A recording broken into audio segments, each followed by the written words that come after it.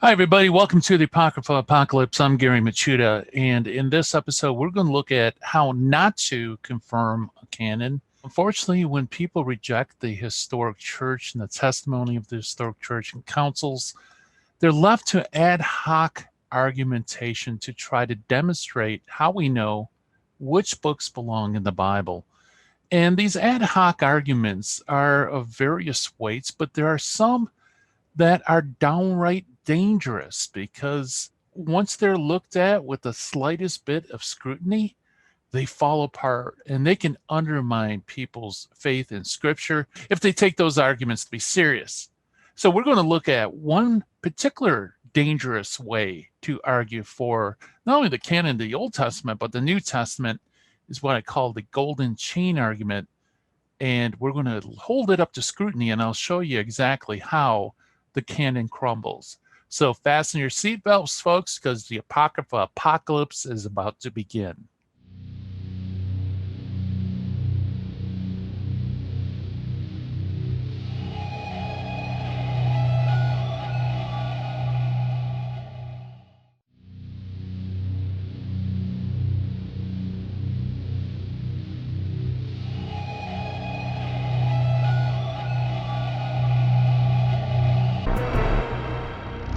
I think of all the different ad hoc arguments somebody could propose to give a demonstration for which books belong in the Bible, the most dangerous of them all is what I call the golden chain argument. And basically, what it is a chain of references where one book references another and supposedly affirms its canonicity or inspiration. And so it moves from one book to another until supposedly they can reproduce the authentic canon of not only the Old Testament, but the New Testament through a chain of references. And this is incredibly dangerous because it's usually addressed to people in your church that are very willing to accept the conclusion. So they're not going to look at the details. They'll just assume that this golden chain type argument holds water. And that's really the reason how we know which books belong in the Bible. The only problem is if someone is struggling with their faith, or perhaps they want to be sure that their faith is built upon something certain and solid, they will start looking at this same criteria with critical eye. And what they'll find is it just falls to pieces almost immediately. So let's present a couple of typical golden chain arguments for both the New and Old Testament. We'll start with the New, and you can kind of see how the golden chain works. So it first off starts with, let's say, the Epistle of Jude. I've seen the same kind of argument start with Second Peter. It's usually one of those two books. And the argument runs like this. Jude extensively quotes from Second Peter. Thereby, it's affirming that Second Peter is inspired scripture. Second Peter, in turn, mentions that the writings of St. Paul, his letters, are on par with scripture. So therefore, Second Peter affirms all the Pauline epistles. And of course, Second Peter is preceded by First Peter. It says that it's the second letter being written. So therefore, Second Peter affirms First Peter, since that's the first letter of his. And then we move to the Pauline epistles, specifically First Timothy, where in First Timothy 5:18a, he quotes from the Gospel of Luke, and he says that it's scripture. So therefore, we have Paul in First Timothy affirming the Gospel of Luke as inspired. Now, of course, Luke not only wrote the Gospel of Luke, but he also wrote the Acts of the Apostles, which is a continuation of the Gospel of Luke. And therefore, when Paul in First Timothy 5 quotes as scripture the Gospel of Luke, he's also affirming the Acts of the Apostles. And also, Luke uses material from Matthew and Mark, thereby affirming the canonicity of those two Gospels. And we also see Peter and Paul complementing Mark in 2 Timothy 4:11 and 1 Peter 5:3, since they said such great things about him that they obviously also approve Mark's gospel. And there you have it. You have the New Testament affirmed from the pages of the New Testament. Now, there are several problems with this. In fact, I think the least bit of scrutiny shows just how problematic this type of argument is. For example, like all golden chain type arguments, it always fails to establish its first link. In this case, since it starts off with the Epistle of Jude, what affirms the canonicity of Jude? Well, the argumentation never gives us any kind of proof that Jude is indeed inspired scripture. And so, so without establishing Jude, you can't establish Second Peter. From Second Peter, you can't establish First Peter. You also can't establish the authenticity and inspiration of Paul's letters, which in turn you can't establish the inspiration of the Gospel of Luke or the continuation in the Acts of the Apostles, nor Matthew, nor Mark. The whole chain fails. So right off the bat, and like I said, all golden chain arguments fail this way.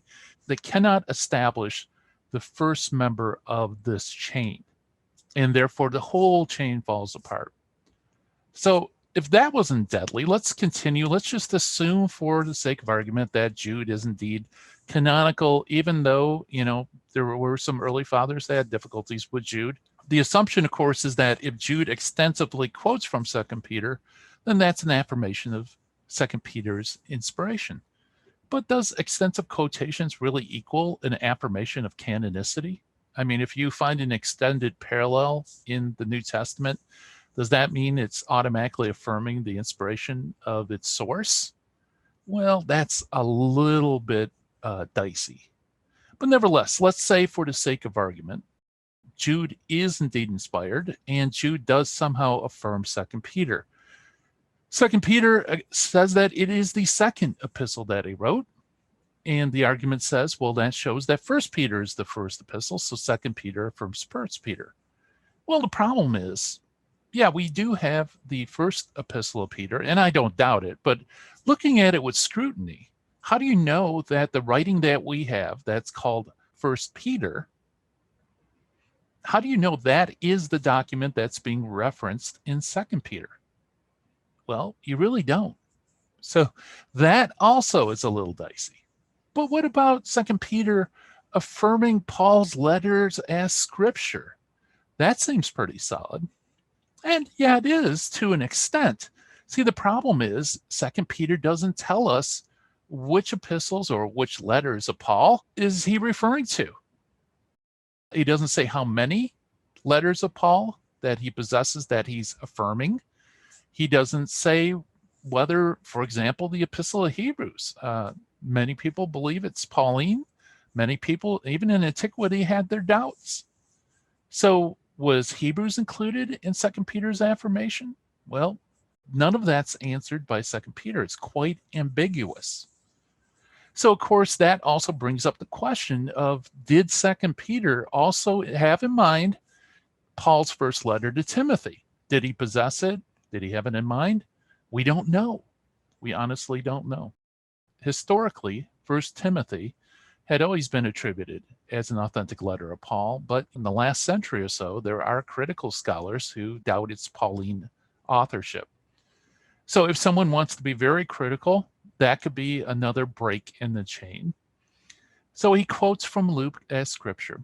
Now, does the quotation equal an affirmation of inspiration? Well, since he calls it scripture, that's pretty positive. But what about the Acts of the Apostles?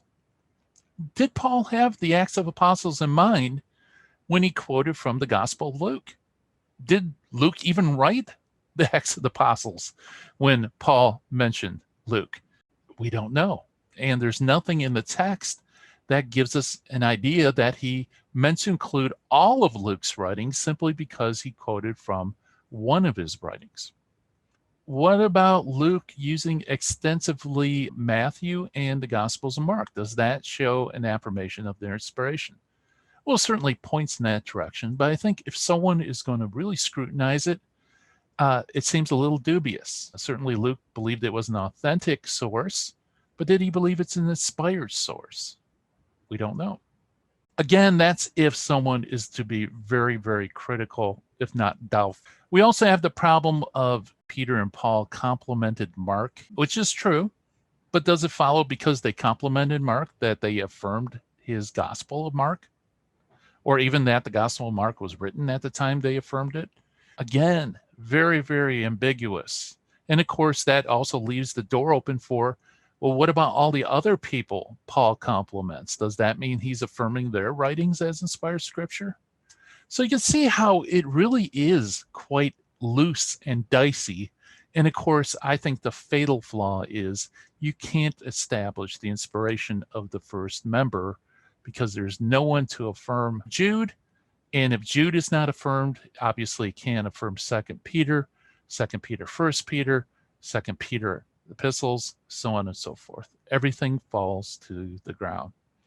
Now that's in regards to the New Testament. You can see how dangerous it is because it's a really, really bad argument. In the Old Testament, golden chain is also used to affirm its canon. In fact, if you look at Baker's Encyclopedia of Christian Apologetics, edited by Norm Geisler, you'll find out that he uses the golden chain argument to also establish the Old Testament canon. And quite frankly, it's even worse. So Geisler starts off by affirming the Torah. The Torah is confirmed by Joshua in Joshua 1:7. But who affirms Joshua? Well, the other books of the Old Testament cite books of Moses. And so the other books of the Old Testament affirm the first 5 books. And then he says the later prophets are confirmed through citations of the earlier ones. And he actually gives us 6 citations. The first one is Jeremiah 26:18, which quotes Micah. The other one is Ezekiel 14:14, which mentions Noah, Daniel, and Job. Next, he cites Daniel 9:2, which mentions the prophecy of Jeremiah. Then you have Jonah 2:2 through 9, which is a hymn of thanksgiving with many parallels and allusions to several psalms. And then finally, he gives Micah 4:1 through 3, which apparently alludes to several books, although quite frankly, it was very difficult for me to pick out exactly what he's alluding to. So here we have, it seems like it starts off with Moses, and then Joshua confirms Moses, then the other books confirm Moses, then the latter prophets confirm the earlier books, and that is the golden chain for the Old Testament. The problem with this, of course, is it all falls apart under scrutiny. For example, Dr. Geisler does a little bit of a sleight of hand here. In golden chain arguments, they never can affirm the first link. So to cover that, he kind of switches the order around. Instead of starting with the most recent books of the Old Testament, affirming the earlier books, and then using both of those to affirm the Torah, he starts with the Torah and says Joshua affirms the Torah. All these other books of the Old Testament affirm the Torah. So the Torah stands. Well, the problem is he hasn't established that Joshua is inspired, nor all these other books. They just are pulled out of thin air, and they say, see, look, all these books are affirming the Torah, so the Torah is confirmed. Yeah, so it seems like his first member is confirmed, but really it isn't. Then he runs into other problems as well when he gets to the later prophets. If Ezekiel confirms Daniel, and Daniel confirms Jeremiah, and Jeremiah confirms Micah, who affirms Ezekiel? Moreover, who affirms Jonah? So immediately you have 2 people who are left unaffirmed in this particular golden chain argument. You also have a problem of methodology too, because does the fact that somebody mentions a person who is recorded in an inspired book, does that affirm that that inspired book is scripture? That is questionable. The fact that Ezekiel mentions Noah, Daniel, and Job, does that necessarily mean that Genesis, the book of Daniel, and Job are inspired scripture? Well, that seems a bit dubious. And then you run into Jonah. It says that Jonah made many allusions and parallels to several Psalms. Now, this is really interesting because in regards to the so-called Apocrypha and the New Testament use of the Apocrypha, Dr. Geisler eschews this idea that allusions and things like that can affirm inspiration. He insists that there must be a direct quotation for it to count for anything. But apparently the same thing's not true for the Old Testament. The Old Testament, if it can allude to certain things, then that affirms the inspiration of those things. So Jonah alludes to several Psalms, but does that mean it affirms all 150 Psalms and only 150 Psalms? That seems problematic. But probably the worst thing about this Old Testament chain reference type argument is the fact that there are a lot of Old Testament books that are simply left not affirmed.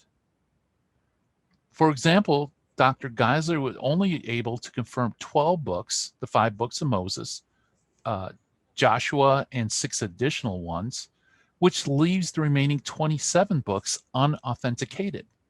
In other words, how do you authenticate all these latter books that supposedly affirm the former books? So it's unable to reproduce the Protestant canon for the Old Testament. Now, here's a newsflash, folks. The same kind of argument that we did for the New Testament also fails, because it fails to affirm 7 New Testament books that we know are inspired and canonical. For example, the Gospel of John, John's 3 epistles, James, the Epistle of Hebrews, perhaps depending on whether or not you believe it was written by Paul, and also the book of Revelation. All of those books and the 27 other books of the Old Testament are simply not affirmed by the golden chain type argument, which gives us a problem. Because if anybody looks at this with the least amount of scrutiny, especially a believing Christian who holds to the Bible and maybe they're challenged on this point, maybe they have doubts, maybe they just want to make sure that their faith is on rock solid evidence. If someone proposes the golden chain as an actual authentic way of knowing the canon, you're going to destroy their faith.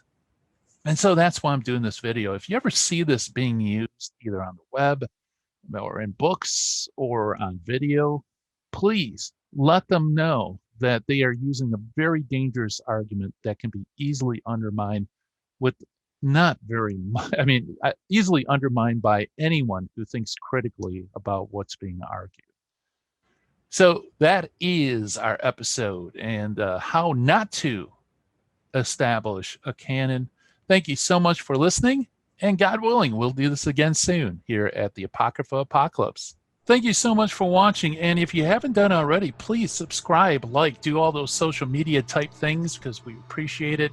Also, if you'd like to support me on Patreon, look me up by my name, Gary Machuda, and you will have access to a lot of other information, in-depth research, not only on the Deuterocanon, but other topics as well, like Mary, Purgatory, all sorts of things. So check it out, folks. And again, thank you so much for watching. And God willing, we'll be back again soon. Bye-bye.